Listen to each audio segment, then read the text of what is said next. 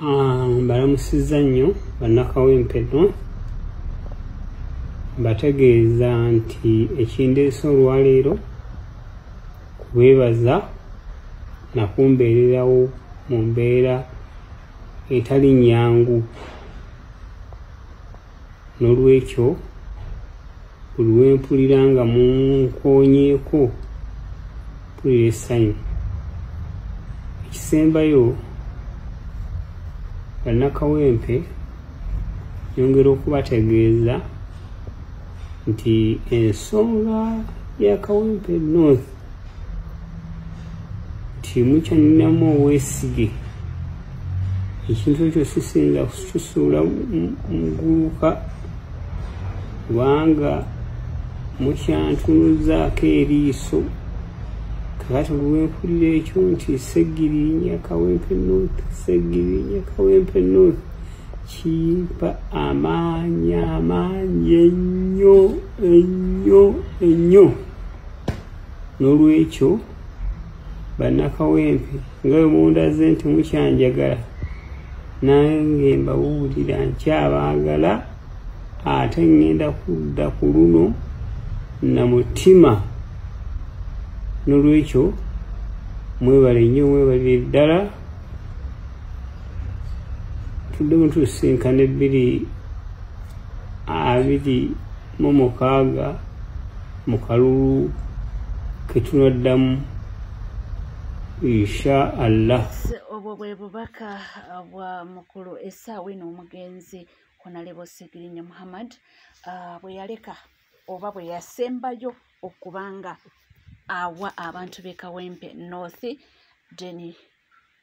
oba nkyogere ntya bannaye, mpulira ebigambo bimpeddeko, naye nga bwe bubaka bwe yasembayo kubanga apiyalingako mu kamera okwogerako eri abantu bana Kawempe North, era nga wowulidde mu katambi yabeebaza era n'abagamba nti ye waali abadde asuubira okuba nga addamu ate okuvuganya ku ntebe ye, naye Mukama tasobodde. Naye nnyina ebibuuzo bingi,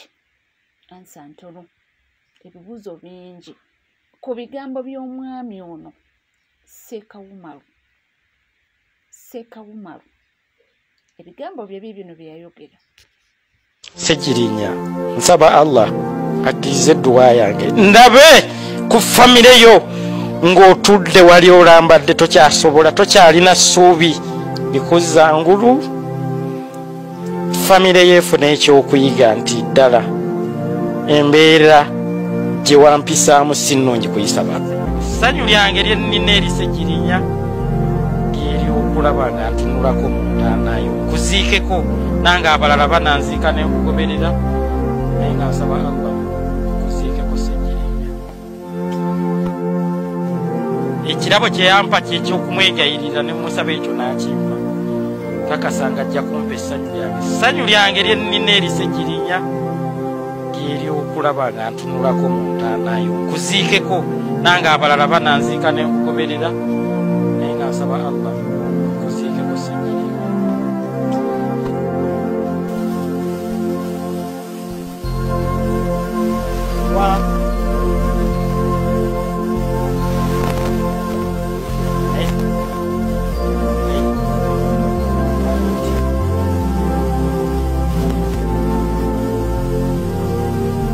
Manyi bulungi nti Allah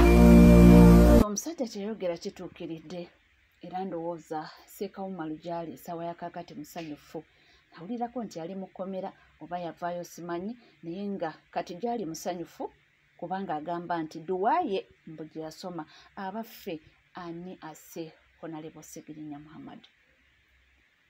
Ani ali emabega w'okufa kwa Honorable Ssegiriinya Muhammad? Ssegiriinya azze ebintu bino abyogera, yajja yo nga bw'omumanyi abadde musajja wa lwali nnyo, ng'ayogera n'ayogera kyonna akugamba wembanga nfudde, wembanga nkola muti, kwegamba abadde alina ebigambo bingi Ssegiriinya waffe, naye kuva yarwala yava mu kkomera ng'amaanyi alina matono, naye era tekyamugaananga kwogera. Mawulire mabi nnyo. Ssegiriinya ye MP asinze gendako mu Parliament emirundi emitini nnyo, kubanga baamukwata nga yakalayizibwa namala mukomera emyaka gijjo mawulire si malungi yadde n'akamu era nga byonna bigenda mu maaso kankutuwaleko era tuwulire ku bigambo bye ebya Honorable Ssegirinnya Muhammad nga sinakutwala mu programu egenda mu maaso. Bajja ne tukwatibwa nze bwe nali na saaliwo by then nali Amsterdam ni lwakuba abampayiriza ate tebamanya nti saaliwo n'abawayiriza Alani ate nabo tebamanya nti taliiwo ate Alani nga nze sitankubidde nange simukubidde kubanga Alani bagenda otukwatanga mikwano gyange egisooka esatu taliimu nange mikwano gy'Alani egisooka nga siriimu wabula ekyatugasse ne tubeera nga tuli baawamu yabadde komera kubanga Alani bw'abadde ebweru nga tebanatukwata nga alina naye mikwano gye ate nga nange nyina mikwano gyange naye question mark we yajjira lwaki bangasse ne Alani kunkwata naye kibuuzo ekyo nga nkyebuuza nnyo ate nga naye akyebuuza nti lwaki bamukwata nange ate nga nammwe ebweru bwe mulina bye mwogera unayogera kino unayogera kiri kuba nti luliwo olwo ensi eriraba amazima bwe mbadde mu kkomera buli kimu ekyange kyonna kye nali ntandise kyafa tewali MP mu Uganda yali yakola manifesto nga ya myaka 5 n'agimaliriza mu myezi 2 nze yasooka nkiddamu tewali MP mu ggwanga Uganda yakola manifesto nga ya myaka 5 mu myezi 2 n'abanga amaliriza nze yakikola naye nga ne bannanga abalala bonna betuli nabo baali basobola okukikola ekintu ekyo naye buli omu bwe yayingira yayina omutemu abwe mwatambulira timunaye nze nyingidde mbadde mbupangisa njagala ka apartment nze Ssegirinnya nayingira ndi mupangisa nene ngamba nyina kusooka kujjukira bantu bali abannonda abansindika bapangisa bannange era be nasookerako nenkola bye balina okukola nentekawo segibox nentekawo ambulance nentekawo buli kimu nenkola buli kimu nenkola ekiyamba omuntu wa wansi kubanga bwe nali nnoonya akalulu ebintu ebyo nabyogera ate ne mukama waffe President waffe Robert Kyagulanyi Ssentamu yatugamba tubeere n'enjawulo okwawukanako n'ababaka betusanze mu parliament y'eggwanga Uganda era nze kye nakola neŋŋamba nti Ssegirinnya nyina okubeera ewenjawulo esente z'emmotoka ze mumpeera nabawulira lunye sijja zijigula era emmotoka nesijigula nezikwata neziza abantu nenkolako eddwaliro nengulako ambulance nenkolako ne segibox omusaala ogumpeebwa by then nagenda okulondebwa kuba mupinga ndi kansala nga sente zenfuna ntono nnyo ate okusinga zinali nfuna kuba memba wa parliament neŋŋamba nti ezo sente nazo ngenda zizza abantu nze okwerwanako okulaba nga nange neetereza nakikola mu kisanja ekijja ne kansooka ensanyuse abantu baffe babeere happy abawansi abannonda abasimba musana ne bampa akalulu era ekintu ekyo baganda bange bagenda okunkwata nga nkikoze kyova olaba mu myezi 2 nze manifesto yange nali njiggadde nga ndinza ate kisanja kirala kumba omulabe amannyo ateze era waliwo ne bekyaluma mu bantu baffe ate ne mu besayidi era endala nga baga nti Ssegirinnya atulabisa fe abamu twajja nga njagala kayumba abamu njagala kino abantu ne bafunamu omutima ogutali mulungi kati ebintu bino bigenda okutugwako ne Alani netandika okwebuuza ebibuuzo lwaki nze kubanze ne bwembeera ku TV neraba omukyala nga akaaba tibangobye mu nnyumba enkya gyenkeera ekyanteesaawo eddwaliro kuyamba abantu butafa ate yateekawo eddwaliro kuyamba abantu obutafa ate abatta atya neŋŋamba mu constituency yange eri Kampala ne constituency ya Alani eri Kampala lwaki ebintu bino ate ebyagwe Masaka ate bakwata nze n'Alani ab'e Kampala ate abava mu constituency ezo bo nga teri abanyezeeko so ebibuuzo ebyo bewandibadde nga mwebuuza okusinga okugamba gundi ate lwaki yafulumya atya gundi yakoze atya kubanga enfuluma yaffe nga Honorable Alani bwakugambye yali mateeka ate teyateesebwako kino nkiddamu teri yatuteeseza ate naffe tetweteeseza okututa eddembe lyo naddala nga bakwatidde bwereere naddala nga bakusibidde bwereere naddala nga bakutulugunyizizza bwereere ate tosobola kuliteesaako nti nteese banti ate ku kibu wali bakwatira mu kapasite ki kuba bansamoninga ku palamenti ne bankwata naye ate omaze ogamba nateeseza nga nteesa ku ki so ekyo ekibuuzo kye kibadde ekinene nnyo eri mmwe abamawulire nga mugamba oba waliwo okuteesa tewabangawo okuteesa kubanga gwe twali tuteesa naye ani yatukwata n'okutuusa kati tetumanyi lwaki twakwatibwa n'okutuusa kati tetumanyi ensonga yatukwasa n'okutuusa kati tetumanyi ani yatukwata katoyinza kuŋŋamba nali nteesa nga nteesa naani so tewaliwo okuteesa wabula ekyatuteesa kankibagamba olwaliro batemukimanyi ekyatuteesa kyali bwe kiti ekyatuteesa ye puresha bannamawulire gye mwateekawo ekyatuteesa ye puresha bafuutu soja gye baateekawo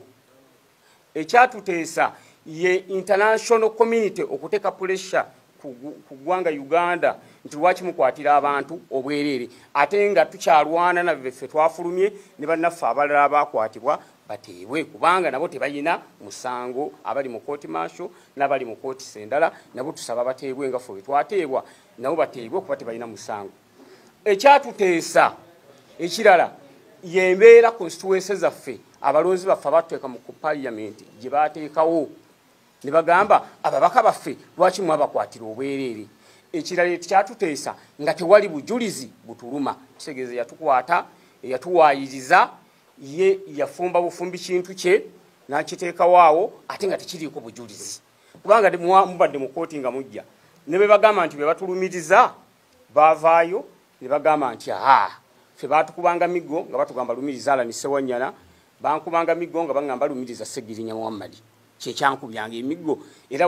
ne bankaka nkole statement ey'obuki ey'obulimba kitegeeza n'abaana abo okuvayo ne bakonfesinga nti bannaye ffe naffe abo tetuwa mu magye ate nga bwe kiri olaba nze n'Alani otugatta obugasi nga tutudde ku mmeeza tekisoboka kubanga ebbanga Alani lyabaddewo nange lyembaddewo wonna gumwe mumuwulidde tabadde nti mbeera naye kubanga mikwano gye mirala nange gibadde mirala naye ate oyinza atya okugamba kyojja tugatta ku bantu abalala ate be tutamanyi n'olwekyo ebyatuteesa byebyo puresha yammwe abamawulire amaanyi gammwe ge mwateekawo ne mugamba nti nedda abantu bano babakwatira bwereere era omulabe waffe ndowooza naye n'apondooka n'agamba nti munnange abantu bano nakkiriza ne tweyimirirwa ne tufuluma naye buli lwogamba tiwaliwo okuteesa kuki era eyo question tumanyi gye mbadde mulina mu mitwe gyammwe ey'okuteesa mwateesa kuki mwakola ki tewaliwo kuteesa kwonna ekyo bannamawulire njagala muve wano nga mukitegedde naye kyenjagala okubategeeza nti mu kuyimbulwa kwaffe twagenza okukomawo kisooka nga tuli balwadde era ekyo ekyobulwadde kyekimu ku kisinza n'otusiba okuba nga tuluddewo okwogera kubanze badde banjijanjabira Lubaga hospital naye nga ndi outpatient nasooka nembeera ennaku 2 then nembeera outpatient nga bwe ŋŋendayo bwe banzijanjaba ne bakifayindinga out nga nyina skin cancer mbi nagubalaga dda siyinza kuddamu gubalaga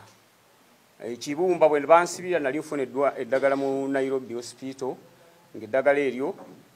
linnyambako okubeera nga ekibumba kitereera kubole bansiba siddangamu okufuna ku ddagala eryo lyonna era ekibumba bagenza okuddamu kikebera ng'amabwa gagezze ekirala nyina hypertension eri waggulu eyange eri twandu eri over 140 kakati basawo bawano bonna byabalemeddwa nga solution yakugenda either Nairobi hospital oba mu nsi z'abazungu endala babe nga bakola ki batujjanjaba n'okutuusa olwaleero tetunabagenda kujjanjabibwa olw'ensonga passport zaffe zakwatibwa era zasigalayo ng'omusingo nga tufuna ki nga tufuna beyiro kyokka oli akugamba wateesa ne passport yo tusobola access nga gifuna kati gwe twateesa naye lwaki passport ayita tetumugamba nti zituwe butubanga waliwo okuteesa kati lwaki tumugamba nti munnaye twateesa naawe netuta kati tuwe passport oba abaateesa abalala naye passport tukyalwana nazo okukola nga tuyita mu mitendera emituufu era baloya baffe twabagee bawandiike bazituwe naye n'okutuusa olwaliro kooti tennaddamu ku ekyo n'olwekyo kyetuba Abaganda baffe tukyali balwadde era tukyalwana okulaba nga tweyongereyo tujjanjabwe n'abalonzi baffe nabo beetaaga otulabako era maaso awo nga tutayidde bulungi tujja kuwongerako nabo naye tukoze puleesi eno okulaba nga twagala ebibuuzo ebingi ebijja mu mitima gy'Abannayuganda biveemu naddala ekibuuzo ekiyitibwa okuteesa ekyo kyo kibadde kitunyiga nga tugamba eddembe lyaffe ate tuliteesaako tutya tewali n'omu gwe twakola ki gwe twayogera naye ku nsonga eyo tweyanza nnyo tweyanze kitalo nnyo era kitalo ddala. Naye kankutwaleko ew'omukulembeze w'ekibiina kya NUP mu bigambo bye abadde awa puroguramu nga wegenda okuba nga etambula, tumuwulizeeko katono then tujja kudda n'amalala. Almighty's name.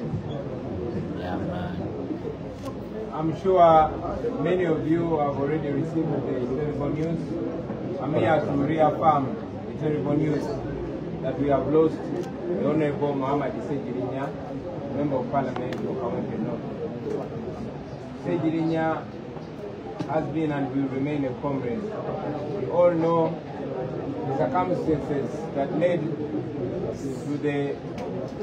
chronic illness and final death of Sejirinya. He endured prison, unjustified prison, he endured torture. He always complained, but many people used to take it for a joke until they can't take it for a joke no more. Very sadly, we lost Mama Sejirinya. We condole with the family. The tentative program is that we shall hold a vigil this evening, beginning at 4 p.m.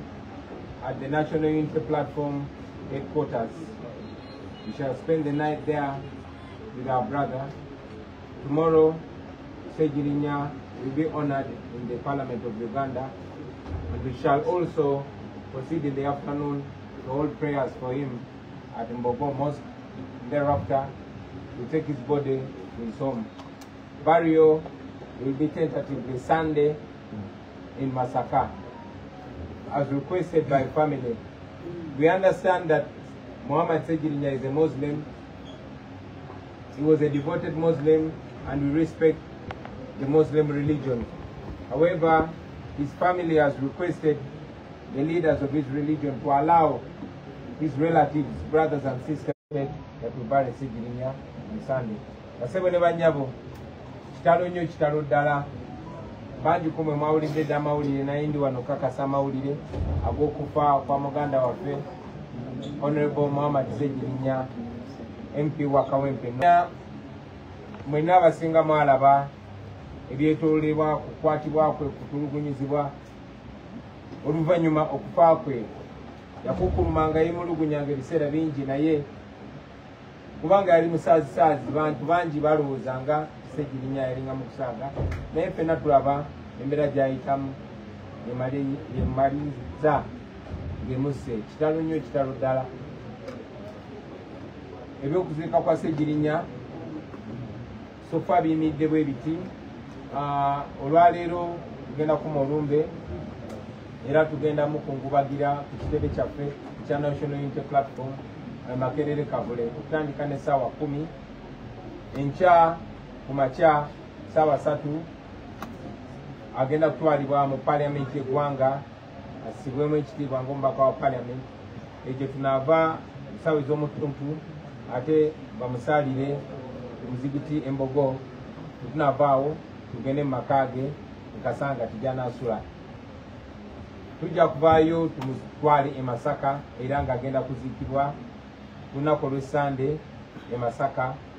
Endagiriro ejja kubeebwaweebwa. Tukimanyi bulungi nti Sejirinya abadde musajja Muisiraamu era nga saamu nnyo eddiini y'ekitiibwa. Okusinziira ku byalaama ne byayogera ne famire ye, n'okusinziira ku kusaba kwa famire ye, naddala ng'abaganda be abamu bali mitala w'amayanja ng'abasinga obungi batuuka ku Lwamukaaga, famire ye esabye obukulembeze bw'Abasiraamu bukkirize tulindeko baganda be batuuke alyoke aziikibwe, kyetutaddemu ekitiibwa. Kitalo nnyo kitalo ddala abasebo ne bannyabo, abawagizi ba Sejirinya, abamwagala, ababadde akiikirira, naffe bakulembeze banne. Omukama tusaba musaasire byonna ebyamusobako, omwoyo gwe agulamuze ekisa. Ebisigadde tunaba tubibategeeza. Inna lillahi wa inna ilaihi raji'un. Okay. mukwano webale kubanga wekumidde ku mukutu obwo obubaka oba kwogerako kw'omukulembeze w'ekibiina kya NUP abadde nga awa program nga wegenda okutambula era nga tulindidde essaawa yonna tujja kuba tugenda wali ku kitebe yes kubanga tukungubagira omwagalo w'abangi bintu bingi nnyo abakugambye nti okugalamizibwa mu nnyumba ye y'olubeerera ejja kubeera ku lunaku lwa Sande kubanga balina omutwalako mu palamenti balina bingi nga womanyi omubaka yenna wabeera naye nga mawulire mabi nnyo ye omukulu aleseewo eddibu ddene nnyo era agenda omuddira mu bigere kijja mutwalira akabanga okuba Ssegirinnya bye yakola mukadde akatini era singa Ssegirinnya tebaamukwata ne bamusiba singa Kawempe essaawa yakakati nga tebamusibye si mulwadde yandibadde ku levu ndala. Oli ku NCK TV aboba nga tuna subscribinga kekadde subscribinga ringinga that notification bell sharinga likinga ebisigadde nkomawo nabyo tovaawo.